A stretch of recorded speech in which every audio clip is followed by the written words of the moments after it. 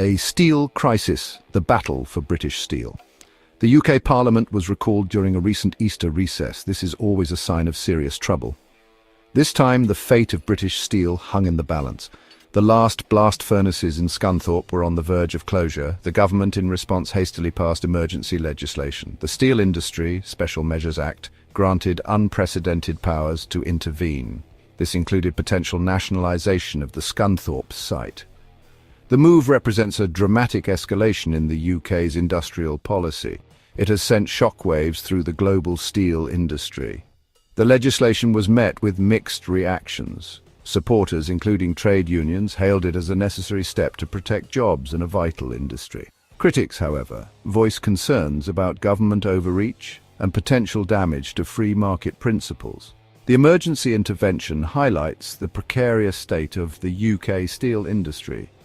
It is grappling with high energy costs, global competition, and changing demand. The government's move is a gamble with potentially far-reaching consequences. It reflects a growing trend of state intervention in strategic industries. The outcome of this high-stakes game remains to be seen. One thing is certain: the future of British steel hangs precariously in the balance. Saving jobs, saving history, the government's motives. The government's decision to intervene in the steel industry is driven by a complex web of motivations. Job preservation is undoubtedly a key factor. The Scunthorpe site, if closed, would result in the loss of thousands of jobs. This would be a devastating blow to the local economy and beyond. The government is under immense pressure to protect these jobs and mitigate the social and economic fallout of potential closures. Beyond the immediate economic impact, there is a powerful sense of industrial nostalgia at play. Steelmaking has a long and proud history in the UK. It is seen as a symbol of British industrial might and national identity. The government's intervention can be interpreted as an attempt to preserve this heritage and prevent the complete demise of a once thriving industry. However, some argue that clinging to the past is futile in the face of global economic realities. They advocate for a more pragmatic approach, focusing on supporting workers in transitioning to other sectors.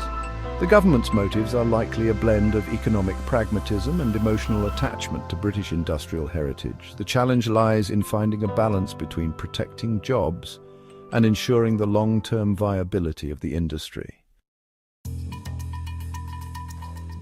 Enter the Dragon China's Jingye and the Scunthorpe Saga. The plight of British steel is inextricably linked to China's growing influence in the global steel industry. In 2020, Jingye, a Chinese company, purchased British steel out of insolvency. The move was initially welcomed as a lifeline for the struggling company. However, tensions soon emerged between Jingye and the UK government. Jingye's management of British steel has been the subject of much scrutiny. The company has been criticised for its lack of investment in modernising the Scunthorpe plant and its reliance on older, less efficient technologies. The UK government claims that Jingye failed to meet its investment commitments. They argue that the company's actions led to the current crisis. The government's decision to intervene follows a breakdown in negotiations with Jingye. The UK offered a substantial financial package to keep the Scunthorpe plant open. However, Jingye, citing unsustainable losses and challenging market conditions, rejected the offer. This impasse ultimately led to the government's decision to take matters into its own hands. A new Cold War, national security, and the China question. The government's intervention in the steel industry is part of a broader geopolitical shift. The UK, like many Western nations, is increasingly wary of China's growing economic and political influence. The national security argument has been invoked to justify the government's actions. Ministers argue that a domestic steel industry is crucial for national security. Critics argue that the national security argument is a smokescreen. They claim that the government is using it to justify protectionist measures. They point out that the UK is heavily reliant on China for critical technologies and energy. This dependence, they argue, undermines the government's claims about national security. The government's actions have undoubtedly strained relations between the UK and China.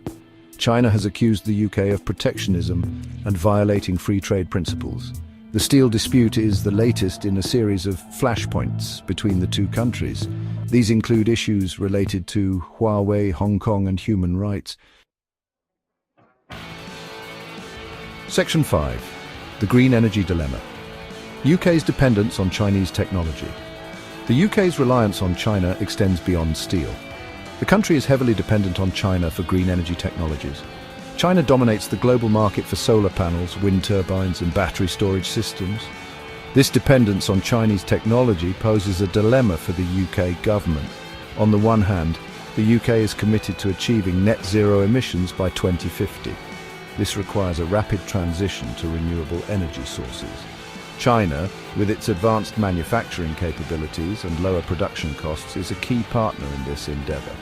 On the other hand, the government is increasingly concerned about the security implications of relying on China for critical infrastructure. There are concerns about potential sabotage, espionage, and supply chain disruptions. Section 6. Beyond steel, broader geopolitical implications. The UK's intervention in the steel industry has ramifications that extend far beyond the immediate crisis. It signals a potential shift in the UK's approach to globalisation and its relationship with China. The government's actions are being closely watched by other countries grappling with similar challenges. The move could embolden other governments to adopt more interventionist industrial policies. This could lead to a retreat from free trade and a rise in protectionism. Such a scenario would have significant implications for the global economy. The steel dispute also highlights the growing rivalry between the West and China. The UK's decision to intervene is likely to be seen as a victory for those who advocate a more confrontational approach towards China. Section 7. The price of intervention, economic and political fallout. The government's intervention in the steel industry is not without its risks. The economic and political fallout of this decision remains to be seen. The move could have significant implications for the UK's public finances, its business environment, and its international relations. Nationalising or propping up the steel industry could prove to be a costly endeavour. The government may have to inject billions of pounds into the sector to keep it afloat. This could lead to higher taxes, cuts in public spending, or increased borrowing. The move could also damage the UK's reputation as a business-friendly destination. Foreign investors may be deterred by the government's willingness to intervene in the market. This could harm the UK's attractiveness as a place to invest and create jobs. Section 8. A future uncertain British steel at a crossroads. The future of British steel remains uncertain. The government's intervention has bought some time, but it is not a long-term solution. The industry needs to adapt to survive in the 21st century. This will require significant investment, innovation, and a willingness to embrace new technologies. The government has a crucial role to play in supporting this transition. This includes investing in research and development, providing incentives for companies to adopt cleaner technologies, and retraining workers for the jobs of the future. The outcome of the current crisis will have far-reaching consequences for the UK's industrial base, its economy, and its place in the world. Section 9. Lessons learned navigating the globalised economy. The UK's steel crisis offers valuable lessons for other countries navigating the complexities of the globalised economy. It highlights the challenges of balancing economic competitiveness with social and strategic considerations. It also underscores the importance of government intervention in certain circumstances. The crisis demonstrates that governments have a responsibility to protect their citizens from the negative consequences of globalization. This includes supporting industries and workers that are struggling to adapt to changing global market conditions. However, government intervention should be a last resort, used strategically and judiciously. It is essential to strike a balance between protecting domestic interests and maintaining an open and rules-based international trading system.